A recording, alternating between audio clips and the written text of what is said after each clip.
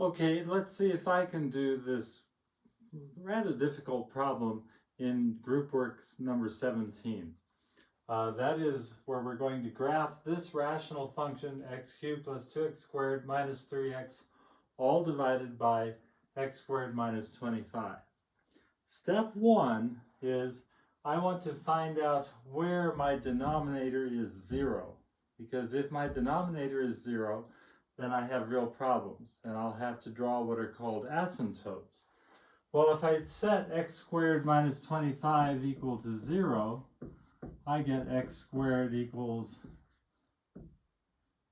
25, which means that x is equal to, by my square root property, plus or minus the square root of 25, which is plus or minus 5.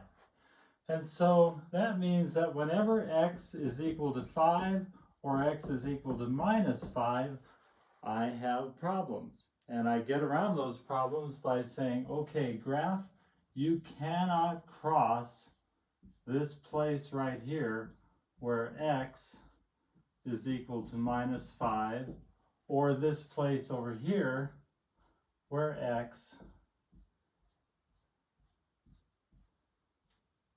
is equal to 5. Those are fences. The graph cannot cross those because that means that we would have a value for f of x when x is 5 or x is negative 5. Won't happen because it's 0 in the denominator. The next thing I'm going to do is I'm going to do polynomial division, because I want to see what's called a slant or oblique asymptote. So I'm going to do x cubed plus 2x squared minus 3x plus 0, taking care of my placeholders, divided by x squared plus 0x minus 25. Again, taking care of my placeholders. Whatever I get for my quotient here is going to be my slant asymptote or oblique asymptote. So I ask myself, how many times will x squared go into x cubed? It will go x times. I find my x column and I put an x right there. I don't put it there and I don't put it there. I put it right over the associated x term. X times x squared is x cubed. X times 0x is 0x.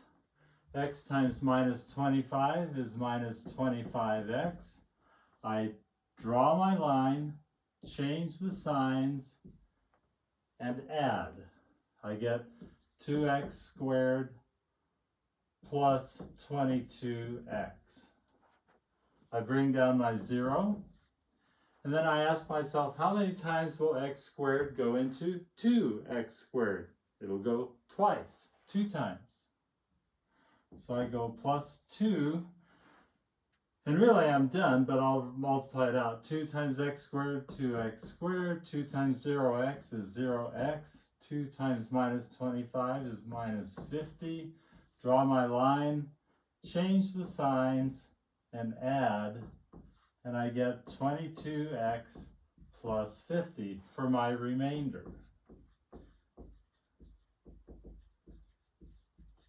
Okay, so this right here is my quotient, and this, if I set y equal to x plus 2, I'm going to get this 45-degree line that goes through the point y equals 2. When x is 0, y is 2. There it is, slope of 1. This is my slant asymptote right here. I get those asymptotes developed early. Now I go and find out what my roots are. Where are my zeros? For that, I look to the numerator, and I see that I have x cubed plus 2x squared minus 3x. Well, I've got an x in both of those, so that's going to be x times x squared plus 2x minus 3, which I recognize as something that I can factor. I get x times x plus 3 times x minus 1. When I FOIL it, x squared, negative 3, plus 3x minus x, I've got it. So this tells me that I have zeros at x equals 0, minus 3, and 1. So I'm going to draw those right now. 0, make a big dot there, minus 3, and 1. All I need to do now is figure out where my graph is above the x-axis and where it's below, where it's plus and where it's minus. Got to do some calculating. What I'm going to end up doing is finding out what is f of minus 6, f of minus 4, f of minus 1, f of positive 1/2, f of 4, and f of 6. And you'll see why I want to do all of this.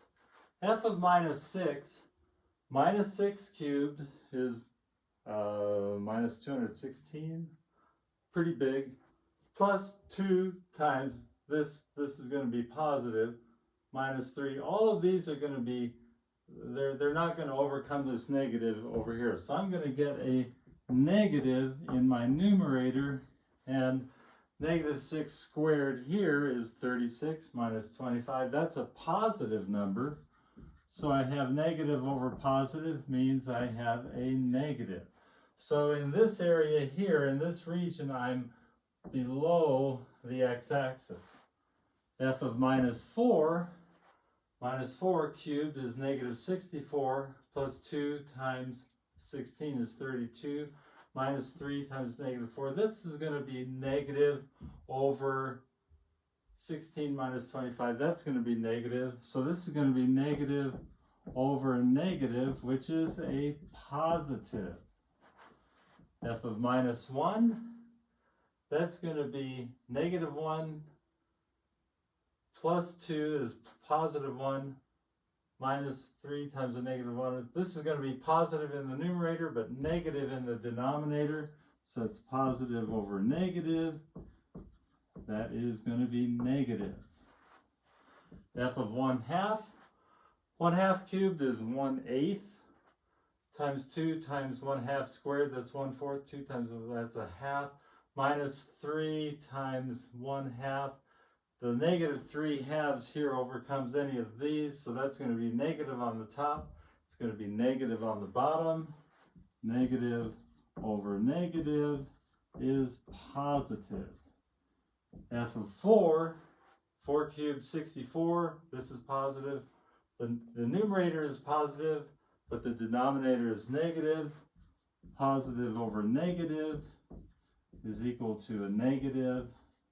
And finally, f of 6, when we do it, we're going to get a positive result. It's going to be a positive over a positive. So, the reason I did that is when I'm in this area, I'm going to have f of minus 4 is positive. F of minus 1 is negative. F of 1/2 is positive right there. F of 4 is negative, so that's going to be right there. And then f of 6 is positive, that's going to be like there. Finally, end behavior as f of x, or as x goes to minus infinity, f of x, because of this cube here, f of x is also going to go to minus infinity. So I'm going to see this kind of thing. And as x goes to positive infinity, f of x goes to infinity. I'm going to see this kind of behavior. Do you see how we're pulling all these things together in this one problem? I am ready to draw. I can't cross this asymptote, but I know that it starts positive, so it's going to go like this. My multiplicity is 1. It's an odd number, so it's going to cross and go below. here it says it's a minus, so it's going to go like that, minus. It's going to cross. It's going to now be positive, but it's got to come right back down into this other 0, and it's going to now be negative, and it can't go anywhere else. It can't go back. I don't have a 0 here for it to cross back up into. It has a boundary here. It's going to just keep shooting down like this. This, because I have a minus here and it just tends to a negative infinity, this is going to be on this side of the asymptote, and it's going to, again, when it hits this, gets close to this, it's going to be forced down because of that asymptote. And plus here means this is going to be in the positive side of this asymptote and come up like this. We did it very quickly. It's probably still a long video, but that's all the things that you need to do the group work on number 17.